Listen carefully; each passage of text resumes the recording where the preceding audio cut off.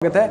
हम जो हमारा चैप्टर नंबर 4 है क्वाड्रेटिक इक्वेशन वो कर रहे थे और लास्ट पार्ट में हमने जो हमारी एक्सरसाइज थी 4.2 उसको कंप्लीट किया। आज हम इस पार्ट में यानी कि पार्ट नंबर 5 में, पार्ट नंबर 5 होगा हमारा चैप्टर नंबर 4 का। इसमें जो हमारी एक्सरसाइज है 4.3 इसका इंट्रोडक्शन करेंगे और इस वीडियो में हम पढ़ेंगे कि जो हमारी एक्सरसाइज 4.3 है उसमें क्या है और किस तरह के क्वेश्चन होंगे।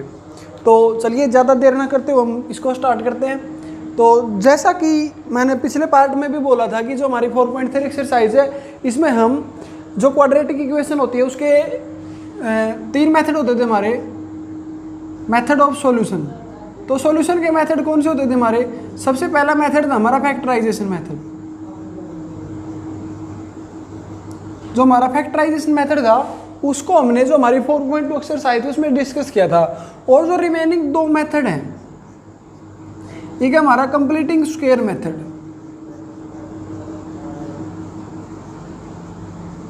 कंप्लीटिंग स्क्वायर मेथड उसको हम जो हमारी एक्सरसाइज 4.3 है यानी कि जब जो हम अब करेंगे इसमें जो हमारा कंप्लीटिंग स्क्वायर मेथड है इसको यूज करेंगे। और जो हमारा लास्ट मेथड था वो था हमारा क्वाड्रेटिक फॉर्मूला।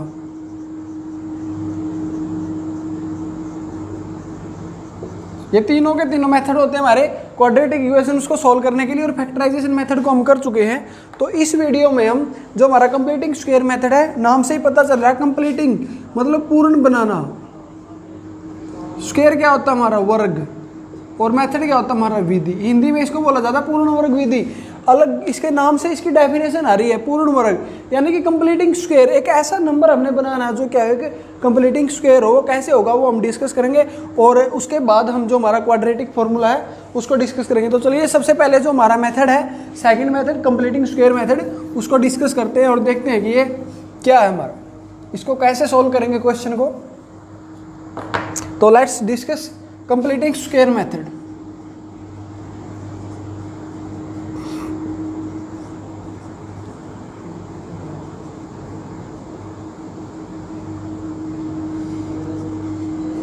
प्रैक्टिकली समझेंगे इसको, एक एग्जांपल लेंगे। लेकिन एग्जांपल लेने से भी पहले आप एक बात देखिए, दो जो हमारे आइडेंटिटीज होती हैं स्क्वायर की वो मैं यहाँ पे लिख रहा हूँ, उनका यूज करेंगे। अलग ही दोनों का इसमें यूज होगा। अगर आपको ये बात समझ में आएगी तो क्वेश्चन में थोड़ी भी दिक्कत आपको नहीं आएगी। तो जो दोनों की दोनों आइडेंटिटी है वो आपको आती होगी, बहुत बार हम इनको कर चुके हैं। एक आइडेंटिटी होती है हमारी ए प्लस बी का होल स्क्वायर। वो क्या होता है हमारा? A square plus B square plus 2ab। और एक होती है हमारी नेगेटिव की यानी कि डिफरेंस की, ए माइनस बी का होल स्क्वायर। वो किसके बराबर होता है हमारा? A square plus B square minus 2ab।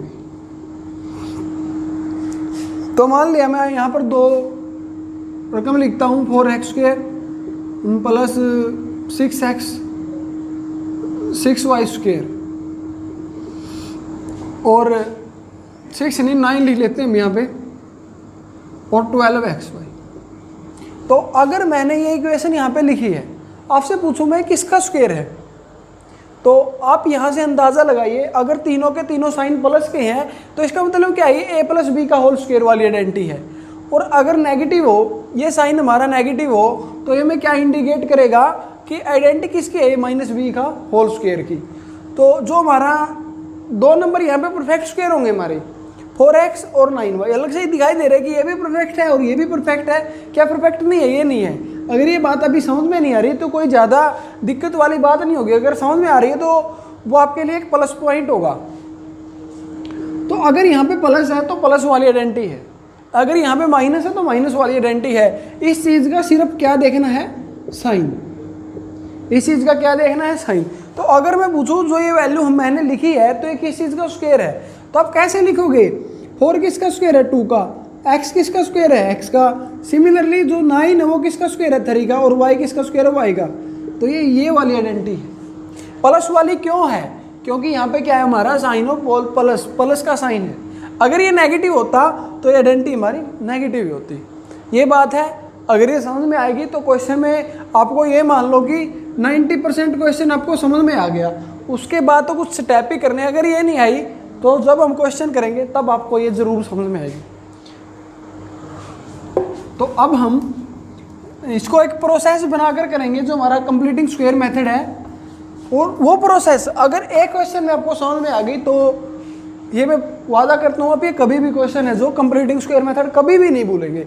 और जो ये कंप्लीटिंग स्क्वायर मेथड है आपको +2 तक भी काम आएगा, क्योंकि इसमें इंटीग्रेशन के कुछ क्वेश्चन होते हैं जहाँ पर हमें अभी तो चलो रहने देते हैं, नीचे डिनोमिनेटर में कुछ वैल्यूज होती हैं उनको कंप्लीटिंग स्क्वायर बना के फिर सोल्व करना होता है। मतलब फर्दर क्लासेज में भी जो हमारा कंप्लीटिंग स्क्वायर मेथड है उसकी एक अलग ही भूमिका है, और इसीलिए तो ये बहुत ज़्यादा इंपॉर्टेंट है। इसको बहुत ध्यान से करेंगे, प्रोसेस बनाकर करेंगे, एक प्रक्रिया बनाएंगे कि सबसे पहला काम हमारा ये होगा, कामों में इस क्वेश्चन को बांटेंगे और फिर देखेंगे कि कुल मिलाकर हमारे कितने काम हुए, मतलब जो कंप्लीटिंग स्क्वायर मेथड होगा कितनी लाइंस में उसको हम सोल्व कर सकते हैं।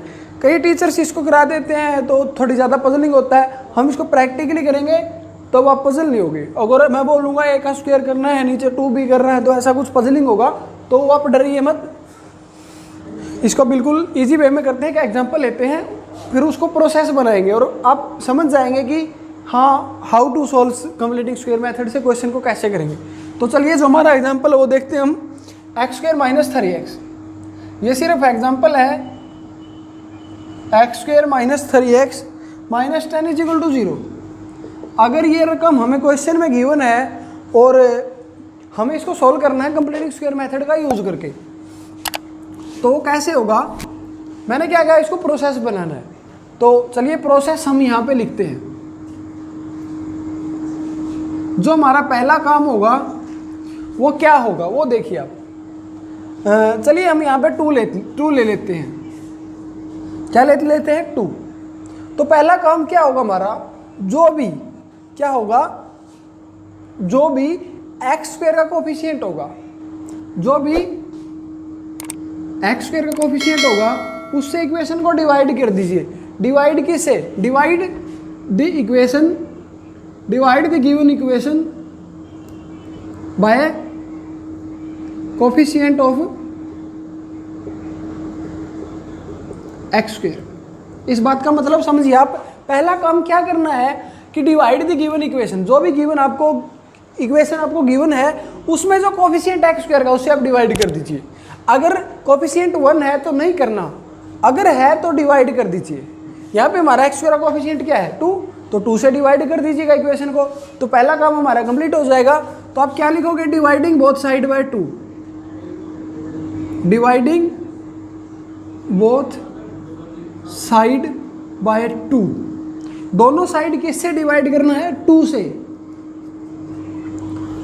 तो 2 है हमारा, दोनों साइड करना है, क्योंकि इक्वेशन जो होती है हमारी एक स्टेटमेंट होती है मैथमेटिकली जो हमें शो करती है कि बोथ साइड आर इक्वल।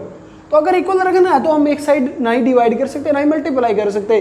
जो भी काम होगा हमारा वो दोनों तरफ होगा, ना कि एक तरफ। ठीक है, तो अब आगे देखिए इस क्वेश्चन को, जब हम इसको 2 से डिवाइड करेंगे पूरी की पूरी इक्वेशन को, तब क्या होगा, यहाँ पे भी 2 आएगा, यहाँ पे भी 2 आएगा, यहाँ पे भी 2 आएगा और यहाँ पे भी 2 आएगा। तो जब यहाँ पे 2 आएगा तो क्या बचेगा हमारा, सॉरी यहाँ पे स्क्वायर आएगा, यहाँ पे x² बचेगा, क्योंकि we are solving quadratic equation not cubic equation. Cubic equation की तो हम यहाँ पे बात नहीं कर रहे, तो यहाँ पे स्क्वायर होगा। तो x² डिवाइड बाई 2 से डिवाइड किया तो कैंसिल हो गया 2 से 2। यहाँ पे क्या बचा हमारा 3/2x माइनस के यहाँ पे कितना बचा हमारा 5 इज इक्वल टू 0, क्योंकि 0 को 2 से डिवाइड करेंगे तो 0 आएगा। तो पहला काम आपको समझ में आया होगा कि पहला काम क्या करना है। उसके बाद जो सेकंड काम होगा हमारा वो क्या होगा, जो आपकी कांस्टेंट टर्म है, जो यहाँ पे बाकी कांस्टेंट टर्म है उसको आप दूसरी तरफ ले जाइए। ठीक है, टेक कांस्टेंट टर्म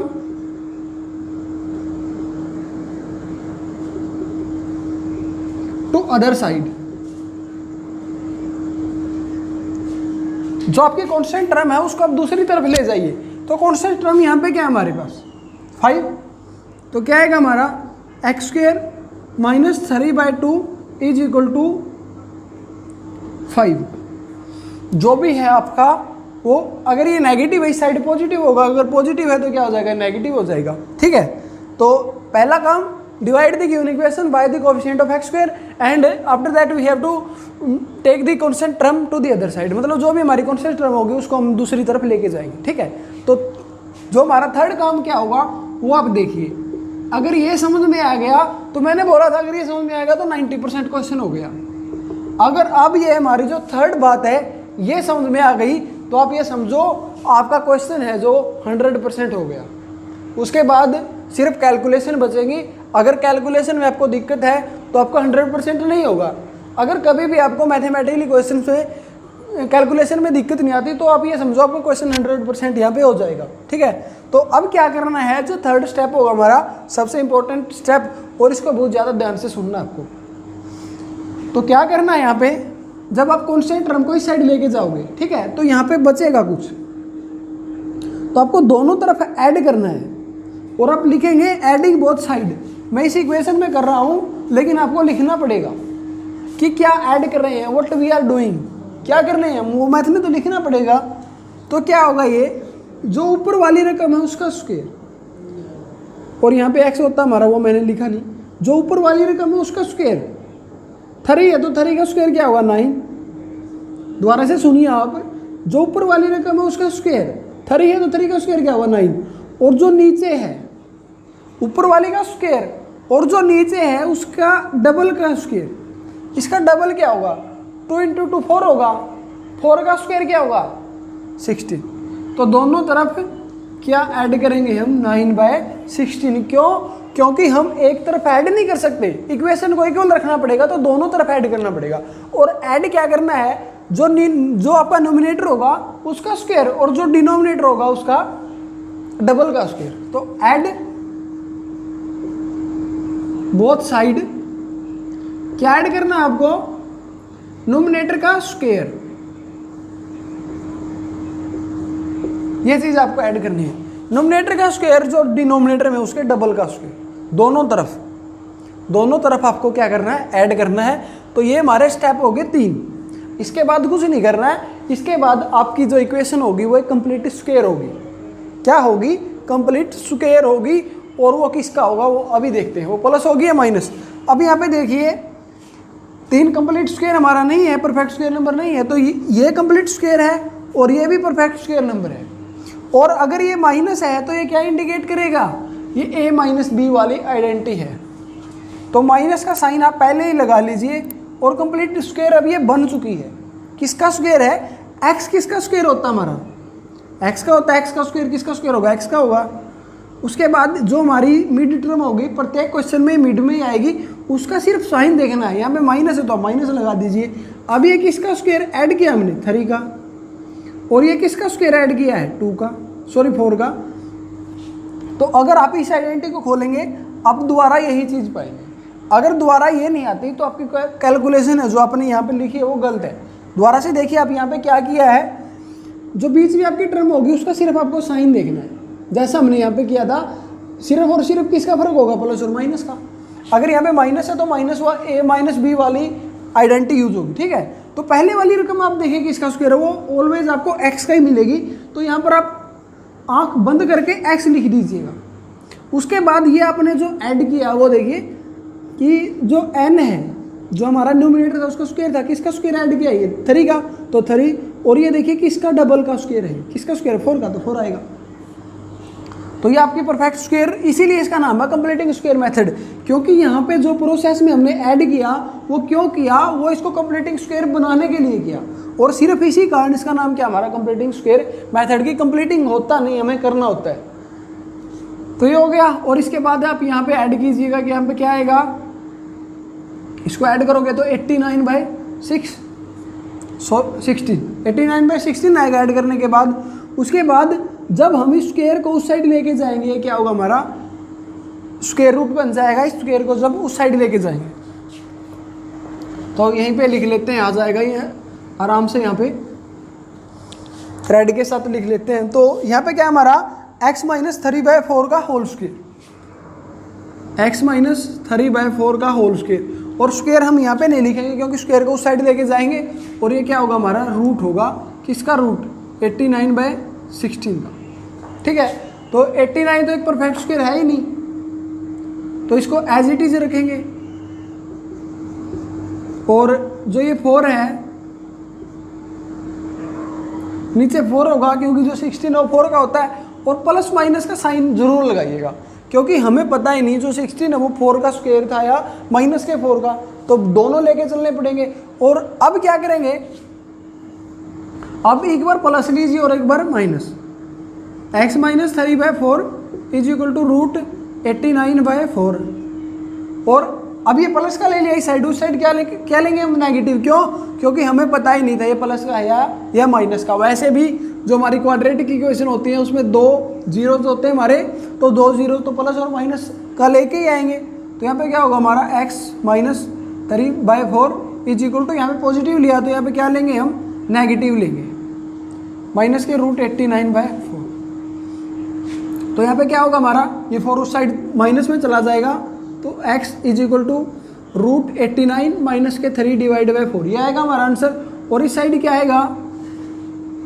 सॉरी, जो 3 ये प्लस का होगा क्योंकि नेगेटिव तो यहाँ पे है।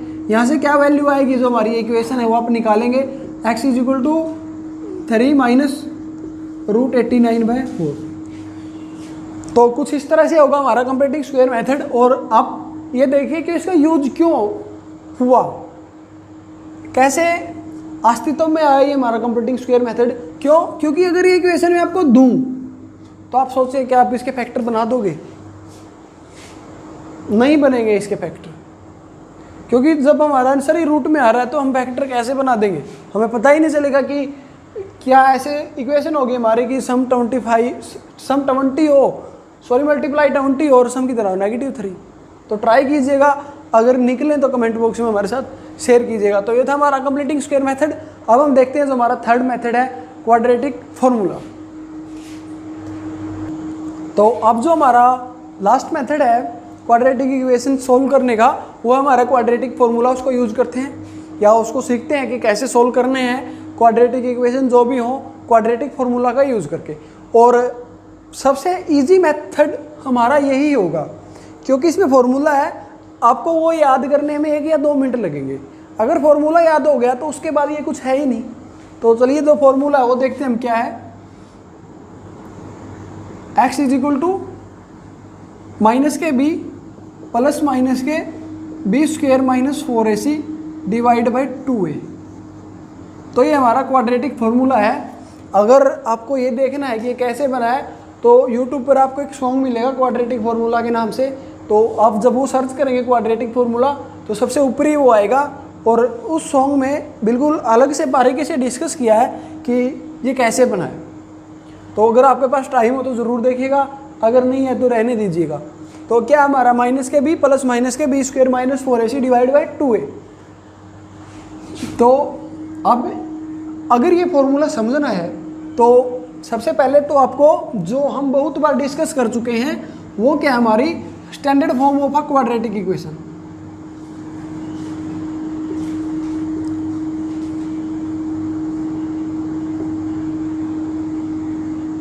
तो वो क्या होती है हमारी ax square plus bx plus c is equal to 0। सिर्फ इसी का खेल है। अगर आपको क्वाड्रेटिक फॉर्मूला से क्वेश्चन निकालने हैं, अगर आप यहाँ से वैल्यू डिराइव कर सकते हैं तो इस फॉर्मूले में कुछ भी नहीं है। तो सबसे ज़्यादा जो इंपॉर्टेंट चीज़ होगी a की, b की और c की वैल्यूज निकालना होगी। तो ये तो हम निकाल चुके हैं 4.1 एक्सरसाइज में हम डिस्कस कर चुके हैं कि a, b और c की वैल्यूज कैसे निकालेंगे। या जो हमारा इंट्रोडक्शन पार्ट था उसमें भी हमने डिस्कस किया था कि how to find out the value of a, b and c and what are a and b and c। अलग अलग से इसको डिस्कस किया है। तो स्टैंडर्ड फॉर्म में अगर ये नहीं देखी तो आप 4th चैप्टर जो हमारा उसका पार्ट नंबर 1 यानी कि जो इंट्रोडक्शन पार्ट है हमारा 4th चैप्टर का कि इसमें क्या है क्या हम पढ़ेंगे, तो वो ज़रूर देखिएगा। उसमें आपको बारीकी से मिलेंगी ये सभी बातें। तो अब हम इसको डिटेल में डिस्कस नहीं करेंगे, दोबारा से हम क्वाड्रेटिक फॉर्मूला पे आते हैं। और ये आपका फॉर्मूला है माइनस के b प्लस माइनस के b square minus 4ac divide by 2a। और ये प्लस माइनस क्यों है? क्योंकि यहाँ से हमारी जो क्वाड्रेटिक इक्वेशंस के 2 जीरोज होते हैं वो आएंगे। एक बार हम इसको प्लस लेंगे और एक बार हम इसको माइनस लेंगे, यानी कि नेगेटिव लेंगे। और जो हमारा ये वाला पोर्शन है जो हमारा अंडर रूट में है b स्क्वायर माइनस 4ac, क्या हमारा ये b स्क्वायर माइनस 4ac, ये किसकी वैल्यू होती है हमारी d मतलब discriminant.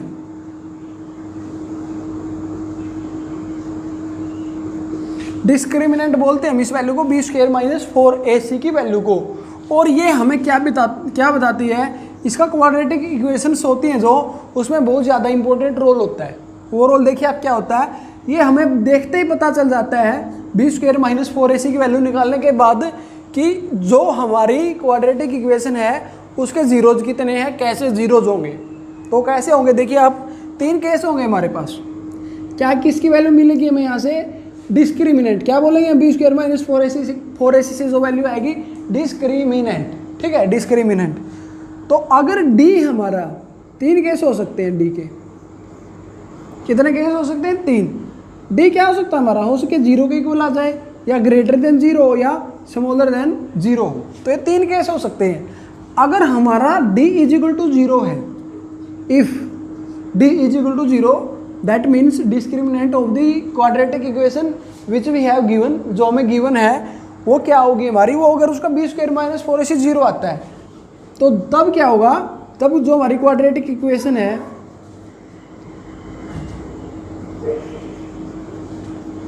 Then quadratic equation has 2 equal real root. अगर ये केस होगा हमारा d की वैल्यू 0 आएगी तो उसका मतलब क्या होगा, जो हमारी क्वाड्रेटिक इक्वेशन है उसके 2 इक्वल रियल रूट होंगे। अगर ये समझ में नहीं आ रहा तो क्वेश्चन में जब आएगा, जब आपको बिल्कुल टोटली क्लियर हो जाएगा ये।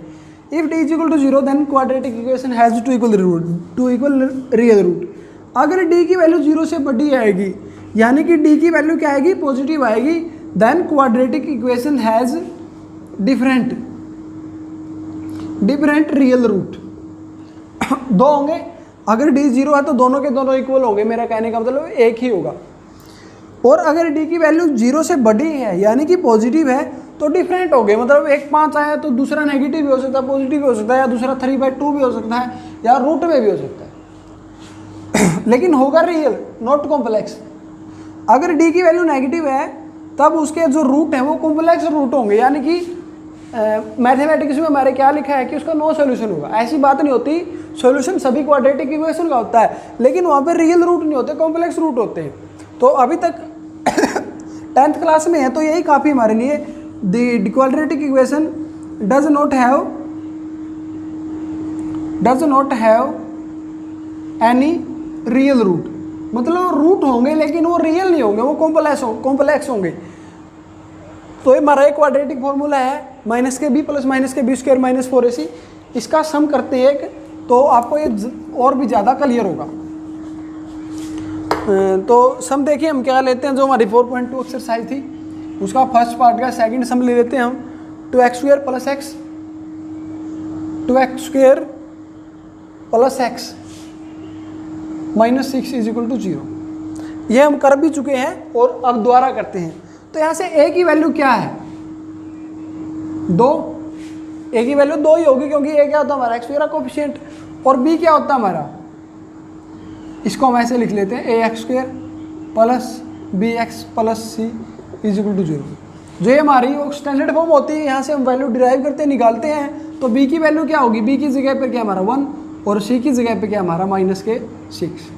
तो a is equal to 2, b is equal to 1 and c is equal to minus 6। तो यहाँ से वैल्यू निकली, बस वैल्यू निकालिए, क्वाड्रेटिक इक्वेशन में कुछ भी नहीं करना। तो अब हम यहाँ पे वैल्यूज पुट करते हैं। तो चलिए पहले ये देखते हैं इसके रूट कैसे आएंगे। यहाँ से इसका कंपैरिजन करते हैं। क्या निकालते हैं हम, बी स्क्वायर माइनस 4ac निकालिए। कोई ज़रूरी नहीं है निकालना, लेकिन निकाल के देखिए आप। डिस्क्रिमिनेंट तो बी स्क्वायर, बी की वैल्यू क्या हमारी 1, 1 का स्क्वायर क्या होगा 1 माइनस के 4 इंटू ए की वैल्यू क्या हमारी 2 इंटू सी, सी की वैल्यू क्या हमारे पास माइनस के 6। आप पजल हो रहे हो थोड़ा कि बी कहाँ लिख देता हूँ और 6 कहाँ लिख देता हूँ, क्योंकि दोनों के दोनों सेम ही है, लेकिन मैं बोल रहा हूँ तो आप उस पर फोकस कीजिएगा। तो 1 माइनस 4 इंटू 2 8 और 8 इंटू 6 क्या आएगा हमारे पास माइनस के 48, क्योंकि 4 इंटू 2 8 और 8 इंटू 6 माइनस के 48 आएगा। और माइनस दो माइनस हमेशा प्लस कर देते हैं। तो क्या है हमारा 49। डी की वैल्यू क्या आई 49। डी क्या होता है हमारा बी स्क्वायर माइनस 4ac। और हमें ये कौन सा केस हुआ हमारा, यहाँ पे क्या हमारा d ग्रेटर देन टू 0, 0 से बड़ा है, तो 0 से बड़ा सेकंड केस था। तो डिफरेंट रियल रूट होंगे हमारे, जो x की वैल्यू आएंगी वो दोनों की दोनों अलग होंगी। तो चलिए निकालते हैं हम। मैं इसको साफ कर देता हूँ। जो हमारा ये हमने d की वैल्यू जो लिखी थी, आप इसको पॉज करके नोट कर सकते हैं। तो चलिए एक्स क्या होता है हमारा माइनस के बी। अब वैल्यू जो रखनी है बहुत ही ध्यान से, आप माइनस का साइन लगा लीजिए। और बी की वैल्यू क्या है 1, यहाँ पे रख रहा हूँ मैं सीधा, बी की वैल्यू क्या है 1, उसके बाद प्लस माइनस। डी की वैल्यू हम निकाल चुके हैं तो यहाँ पे अलग से लिखने की ज़रूरत नहीं है, वो क्या आएगी 49 डिवाइड बाई 2a। 2 इंटू ए की वैल्यू 1 है तो 2a, सॉरी ए की वैल्यू 2 है तो 2 आएगा। उसके बाद x इज इक्वल टू -1, इसके बाद प्लस माइनस, ये साइन आपको ध्यान में रखना है, ये छोड़ना नहीं है। प्लस और माइनस यहाँ पे 2 है और रूट 49 किसका होता है हमारा 7 का, और डिवाइड में क्या आएगा 4। अब यहाँ से ध्यान से समझिएगा, तो x हमारा एज इट इज, उसके बाद आपको यहाँ से 2 वैल्यूज लेनी है, x को 2 बार पुट करना है। x इज इक्वल टू, एक बार तो ये प्लस लीजिएगा, माइनस को न इग्नोर कीजिएगा, तो ये क्या हमारा -1 और फिर plus 7 divide by 4। Second times आप क्या कीजिएगा, -1 एज इट इज, फिर प्लस हमने यहाँ पे ले लिया तो सेकेंड टाइम नेगेटिव लीजिएगा, क्या आएगा -7 डिवाइड बाई 4। तो यहाँ से क्या है हमारा 7 में से जब हम 1 को घटाएंगे तो 6/4, जब इसको काटेंगे तो क्या आएगा हमारे पास 3/2। तो एक वैल्यू होगी हमारी 3/2 और दूसरी वैल्यू क्या होगी हमारी x इज इक्वल टू -8/4, तो क्या आएगा -2। तो ये हमारी वैल्यू होगी -2। तो 2 हमारे जीरोज हैं वो क्या होंगे इस क्वाड्रेटिक इक्वेशन के, जो हम पिछले 4.2 एक्सरसाइज कर रहे थे, इसको फैक्टराइजेशन मेथड से किया तब भी ये 2 ही आए होंगे, चेक कीजिएगा अब। और जब हम इसको अब कर रहे हैं तो अब भी यही है हमारे, अब क्या है हमारे 3/2 और -2। तो ये था हमारा क्वाड्रेटिक फॉर्मूला। इससे आप क्वेश्चन करेंगे जब और भी ज़्यादा क्लियर होगा। तो यहाँ पे डी की वैल्यू 0 से ज़्यादा बड़ी थी, तो 2 डिफरेंट रियल रूट थे हमारे। तो चलिए कुछ और हम डिस्कस करते हैं। तो इस वीडियो में हम और ज़्यादा कुछ डिस्कस नहीं करेंगे, क्योंकि इससे ज़्यादा बातें हम जो हमारी 4.3 एक्सरसाइज होगी इसमें फेस नहीं करेंगे। तो जो हमारा नेक्स्ट पार्ट होगा उसमें हम जो हमारी 4.3 एक्सरसाइज है उसको स्टार्ट करेंगे। तो अगर आपको वीडियो पसंद आया हो तो लाइक कीजिएगा, शेयर कीजिएगा। अगर कोई भी डाउट है तो हमारे साथ कमेंट बॉक्स में ज़रूर कीजिएगा। तो थैंक्स फॉर वॉचिंग।